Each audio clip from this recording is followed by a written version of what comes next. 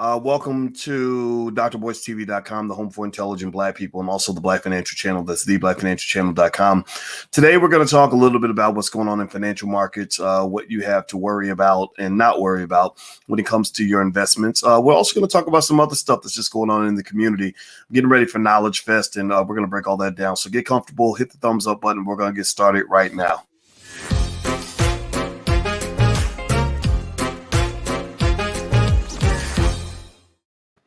Hey, what's going on? Welcome to the Black Financial Channel. That's theblackfinancialchannel.com. My name is Dr. Boyce Watkins. I'm your friendly neighborhood finance professor.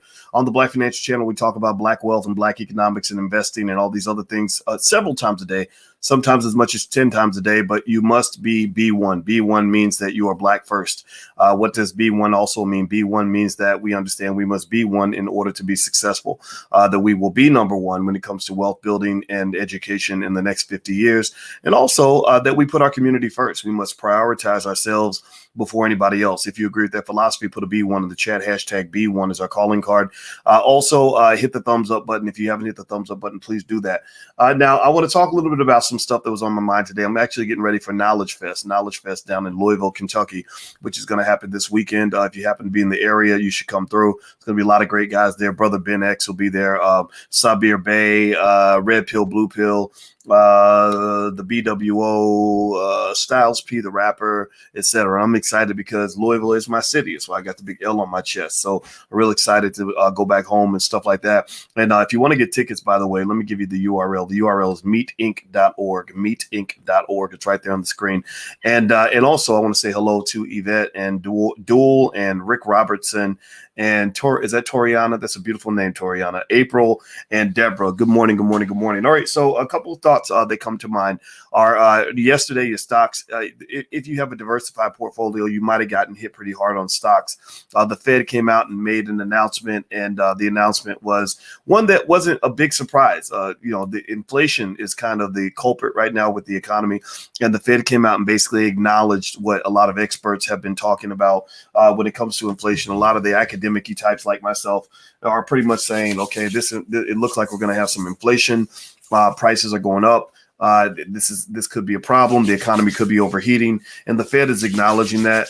And that's important because the Fed's policy moves determine what's going to happen with your stocks. The policy moves determine what's going to happen with the economy, what's going to happen with your job, all these things, right? So they've done a pretty good job of getting people out of the pandemic. The problem is that they might have done a little bit too much in terms of doing a little bit of overkill. The Fed kind of came in like your crazy cousin. Remember that movie Devil in the Blue Dress with Denzel Washington? Anybody old enough to remember that movie? Let me know if you remember that movie. It was a really good movie. You should watch it if you haven't. And Denzel Washington was this guy. He was kind of a normal, balanced sort of dude. And he gets into a situation with another guy, and he calls his crazy cousin Miles. And Miles wants to shoot everybody. Like, Miles comes in, and Miles is like, who do I need to kill? And he's like, calm down, Miles. Slow down, Miles, right? So you kind of need the crazy cousin when the stuff hits the fan. But you got to kind of control the crazy cousin because the crazy cousin might blow things out of proportion. Well, in a way, the Fed has become a little bit like the crazy cousin, where the Fed has come in. They came in hard. They came in aggressive. They were getting applauded for that. They came in really pushing the economy really hard. But the problem is that the crazy cousin needs to be slowed down a little bit because now they're really, really increasing the money supply. They've kept interest rates incredibly low. Those are two ways that you go about accelerating the economy. The problem is that the economy is now going a little bit too fast, according to some people. But there's a debate because some people are wondering, okay, is this inflation temporary, like the Fed says, or is it permanent? And that's a big debate because if it turns out to be permanent when you thought it was temporary, then that's almost like you thought it was a one-night stand, but next thing you know, you're married for the next 40 years, and she's the mother of your kids, right? So you got to kind of know what it is, and basically this situation is one where nobody knows what's going to happen. Nobody knows exactly how this is going to play out. And that's going to be a big determinant in what happens with your stocks and in your investments and everything. But overall, though, the wave on stocks is positive. Economic activity strong. This might be a buying opportunity. So if you've seen some of your stocks kind of get hammered, you could go ahead and buy the dip. But I wouldn't recommend doing that all the time. What's really important is that you're diversified. You don't want to have your money kind of in one place. And also, what else is going on? I was reading the news this morning. morning, I saw a really interesting story that really got my attention. They said the World Health Organization has recommended banning alcohol for all women of childbearing age, like literally telling all women who are capable of having children, you cannot drink alcohol. And I thought, oh, good luck with that. Like that ain't gonna work, right? But what's interesting about that is this. This is just a little piece of information. Just me just sharing facts with you guys. And you can think what you want about that. I mean, I don't think it'd be possible to ban alcohol. People just love it too much. But but here's the thing. An expert on identifying fetal alcohol syndrome. Fetal alcohol syndrome, which is basically where your mother, maybe because she didn't know she was pregnant. And so imagine this, like a lot of women, might drink a lot, not knowing that they're pregnant. And what happens is that when the baby is taking in all that liquor until maybe, let's say so the first 2-3 months that the baby's in the womb, the baby might be getting, drinking it up with the mama if the mama likes to drink a lot. And next thing you know, there are serious developmental problems that emerge as a result of alcohol being consumed by the baby. Now, again, this is not me telling you what you should think about this. This is just something to give you something to think about. This is the platform for intelligent Black people that want to learn. And this is something that she taught me about fetal alcohol. Like, so she would look at, she looked at, actually, when we were having a little bit of debate about Cardi B, and people got so mad when I said it, but I don't care. And she looked at Cardi and said, Cardi has fetal alcohol syndrome. And she looked at, it was something about the shape of the eyes, or the eyes relative to the nose, and and the something about this upper lip. I can't remember. She could tell you more about it. But a lot of people have fetal alcohol syndrome, which can cause developmental problems and behavioral problems as the child goes up. I can't remember what the symptoms are. Now, I'm not telling you what to do or what not to do when it comes to drinking. I don't tell people what to do. When it comes to drinking, because I don't drink, so people think you're being preachy when you talk about that stuff. Let's see. They said signs of fetal alcohol syndrome are low body weight, poor coordination, hyperactive behavior, difficulty with attention, poor memory, difficulty in school, especially math, learning disabilities, speech and language delays.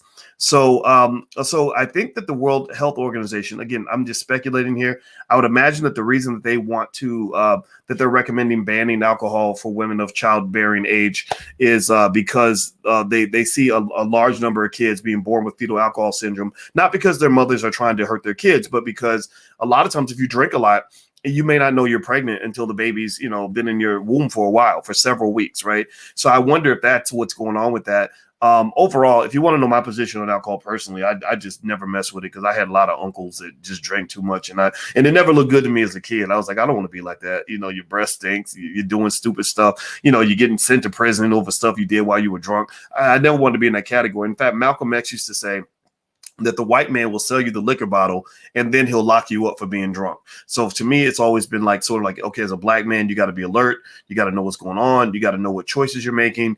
And it's hard to do that when you're under the influence of things, right? So it's not me telling you what to do. It's me just kind of saying, think about that. Just give that some thought. Don't just do something because everybody else is doing it, because a lot of other people are headed to hell in a handbasket. You follow your little friends will lead you down a path that you can't come back from. So just make sure you make your own decision, whatever that decision happens to be. Now, do me a favor, hit the thumbs up button, hit the share button, hit the subscribe button if you haven't done it yet. Also, if you want a free copy of a book I wrote a book called It Takes a Village to Raise the Bar. The book is free. You can have it for free. You can go to allblackeconomics.com. That's allblackeconomics.com. And also, I meant to tell you guys, there's a brother that we partner with by the name of Devon Truvell. We partnered with him in the Black Business School, and he has this Black Wall Street board game that I think could be a game changer in terms of training our kids on economics and about Black Wall Street. So giving them Black history and Black economics at the same time.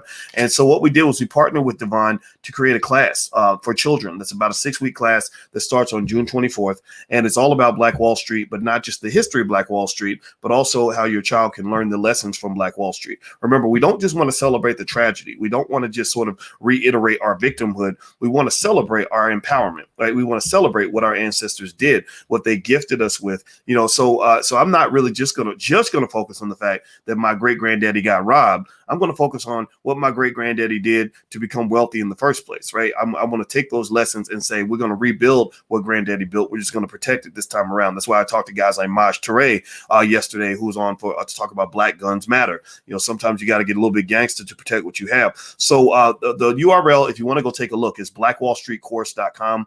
blackwallstreetcourse.com. Some of you on Instagram, you can't see the URL, but it's blackwallstreetcourse.com. It's all digital, so the class is not in any particular physical space. You can you and your child can join digitally, and actually for the next 24 hours you can actually get 48% off the regular price, and it's a lifetime membership, so you can put all your kids in it and your cousins and your cousins or whatever you want to do. That's totally fine. So feel free. That's something we're offering for you in the Black Business School if you are interested in that kind of thing.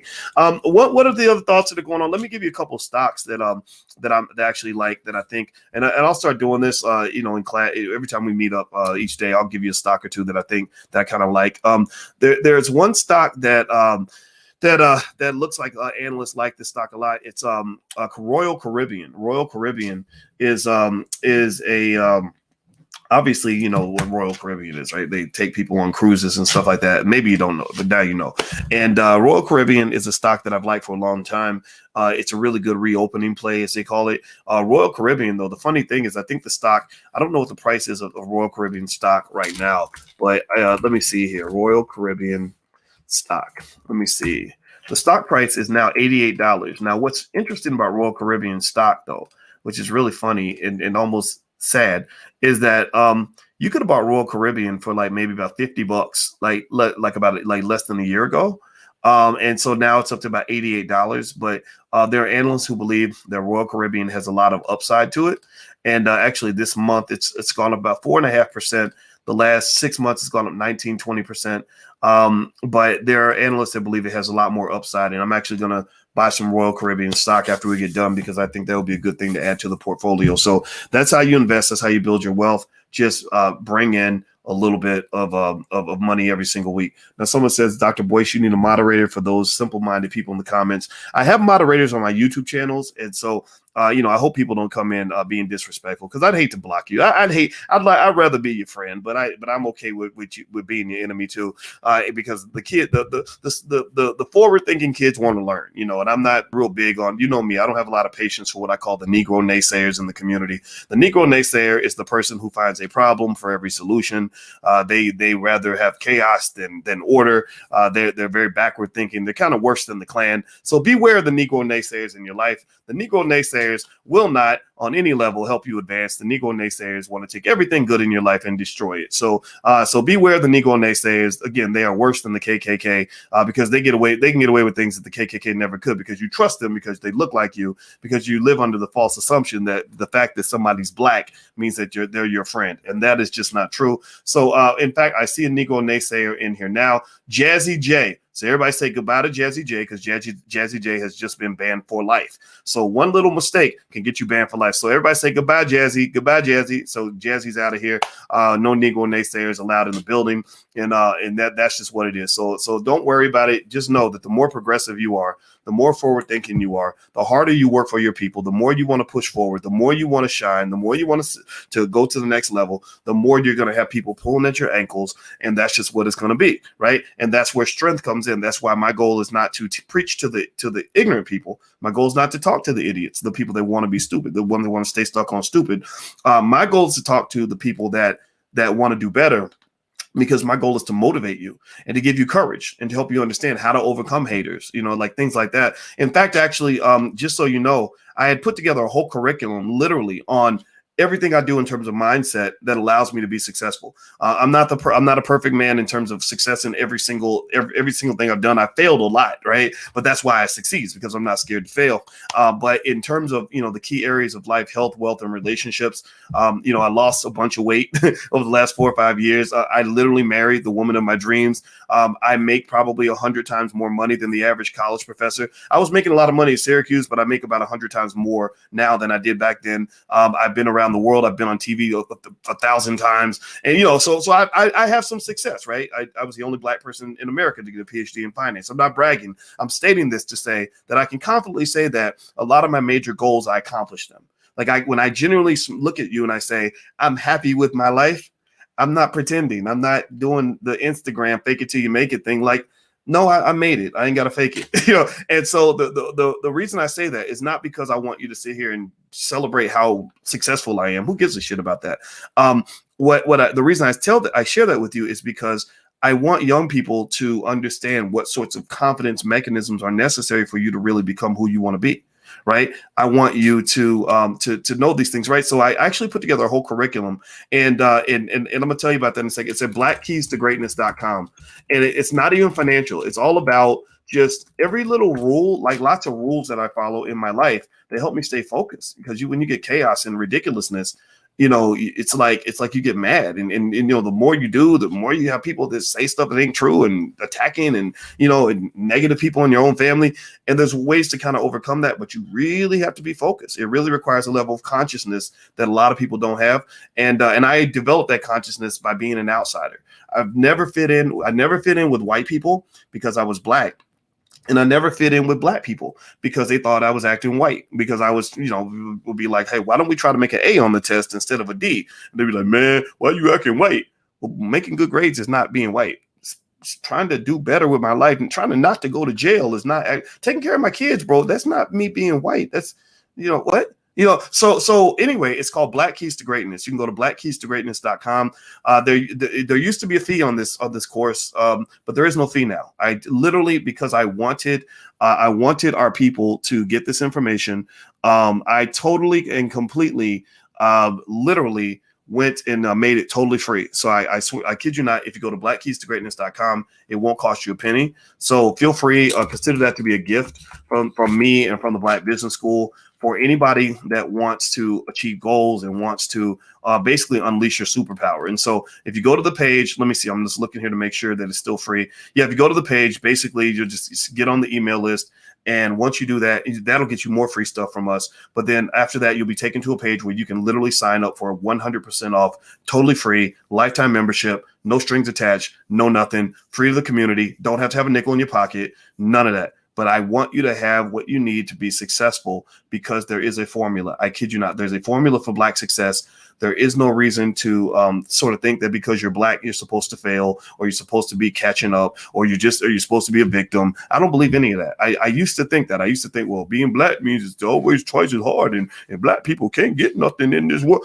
I grew up hearing that. And then as I started achieving things, I was like, wait a minute. I mean, being Black, sure, don't get me wrong. White people don't love you. We know this. But why was I raised with so much damn fear? Like, that's that slave training. Like, I don't do the slave training. I know a lot of Black people in this room right now who literally are doing better than most of the white people they know. How's that possible? How can a Black person be doing better than a white person? Oh my God.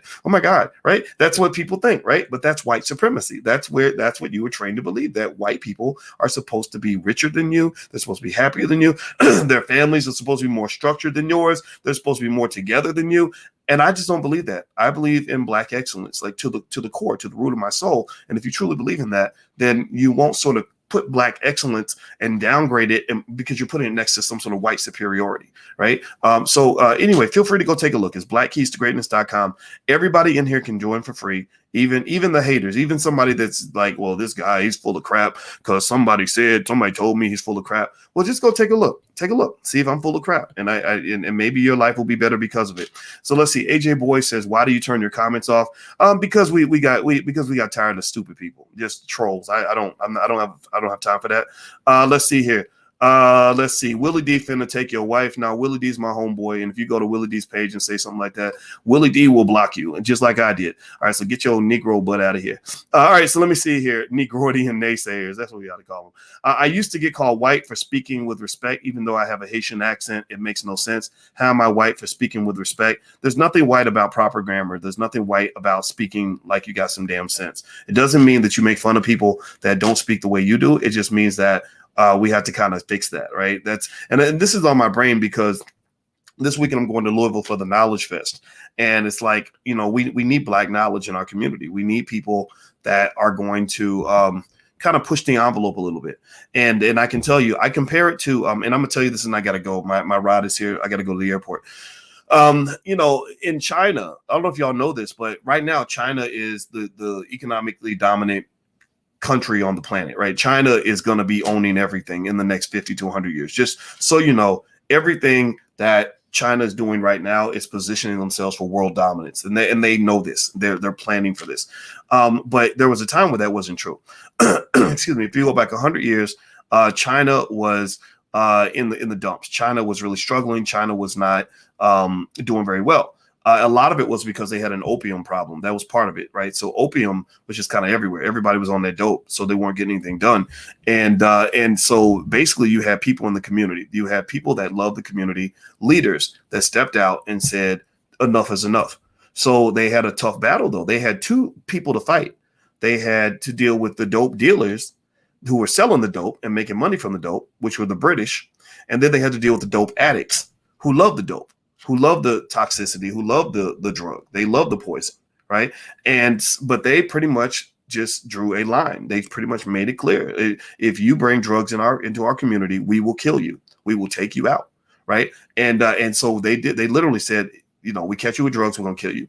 We catch you selling drugs, we're going to kill you. Now, I'm not saying anybody should be killed, but what I'm saying is that you have to draw that clear line in the sand.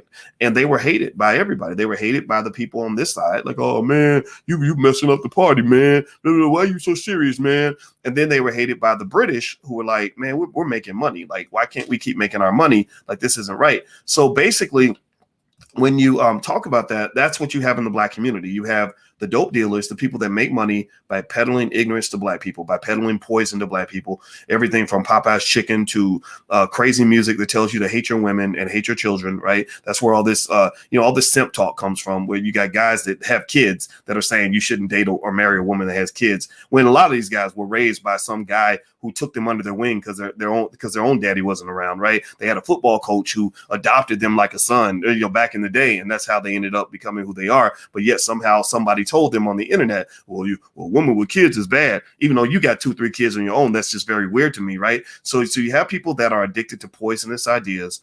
And they will fight you. They will fight you, and you got to have strength to fight against that. And then you have white supremacy. Being in a position like me, it requires a lot of strength because white folks don't help you either. They're not. The white men don't cut me checks. Nobody.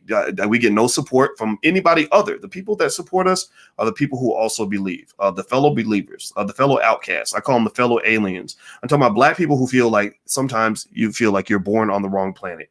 You sometimes feel like, man, what is this nonsense? I'm tired of the chaos. I want to do better. I want to break a generational curse. I want to see my people thrive, or I want to at least see my family thrive, right? And those are the people. That's the base, right? That's the base in terms of people that I talk to, because you've got chaos all around you. And I want to encourage you to be strong against the chaos. Find your people, get with your people, and talk to your people so that your people can help you to kind of understand what you're seeing all around you. Because what will happen is peer pressure will kick in, and you'll feel like, well, gosh, I better fit in with what the white man tells me to do so I can pay my bills, or I better fit in with these crazy Black people so that they won't think I'm a bad person, right? No, you ain't got to fit in with nothing. Don't fit in. Do not fit in. That is a very dangerous ideology that will mess you up. So my goal is not to fit in. I don't have that many friends because I'm not trying to fit into nothing. I'm trying to fit into what is right, fit into the truth, fit into that, fit into progress. That's how you get ahead. Okay. All right, guys, I got to go. Hit the thumbs up button, hit the thumbs up, share, subscribe button. I'm going to get out of here. I'll be at Knowledge Fest in Louisville, Kentucky this weekend. So if you guys want to come out, brother Ben X will be there. He was on the channel the other day. That guy was extraordinary. I was really impressed with him.